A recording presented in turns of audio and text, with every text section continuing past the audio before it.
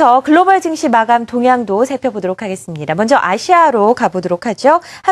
오늘은 리딩투자증권 우성재 팀장과 전화 연결돼 있습니다. 안녕하세요. 네, 안녕하세요. 네, 일본 증시가 상승세로 마감이 됐고 전반적으로 아시아는 좀 혼조세를 연출했습니다. 예, 오늘 방향성을 좀 많이 못 잡는 모습을 보이면서 일본 증시는 그 장중 약세 움직임 또한 보였었는데요. 결국 장 마감은 상승으로 장 마감하면서 장 끝났습니다. 일본 니케이 지수 0.13% 상승한 15,381.01포인트의 장 움직임 보였었는데요.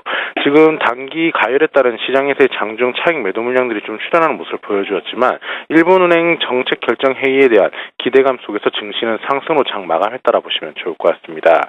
지금 아시아 증시 동반 혼조세의 움직임을 좀 보이고 있는 가운데 상해 종합주가 지수는 0.09% 하락한 2297.93포인트의 장 움직임 보이고 있는데요. 시장에서의 관망세가 좀 많이 커지고 있는 가운데 2300선을 돌파하지는 못하고 있는 상황입니다.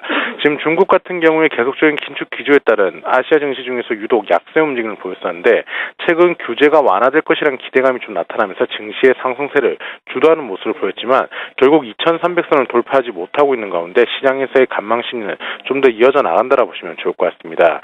결국 지금 대만 가권 지수는 0.07% 상승세로 장 움직임을 보이고 있고 홍콩 지수 또한 약보합권의 장 움직임을 보이는 등 아시아 증시 대부분 다 약보합권의 혼조 장세 움직임 이어져 나간다라 보시면 좋을 것 같습니다. 네.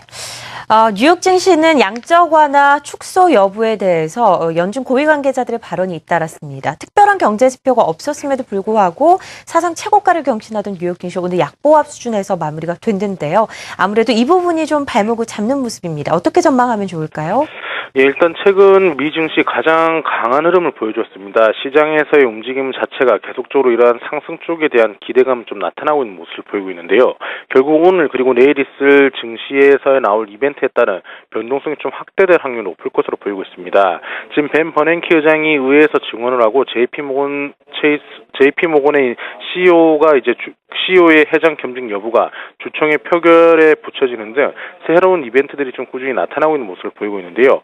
지금 최근 미 증시에 대해서 양적 완화 정책이 축소될 수도 있다라는 이야기들이 나오는데 시장에서의 악재들이 조금 나타나고 있습니다. 하지만 이러한 부분들이 심리적으로 큰 영향을 미치지는 못하고 있는 가운데 결국 벤 버냉키 의장의 의회에서의 증언 이후 시장에서의 움직임은 좀 달라질 수 있을 것으로 보이고 있습니다.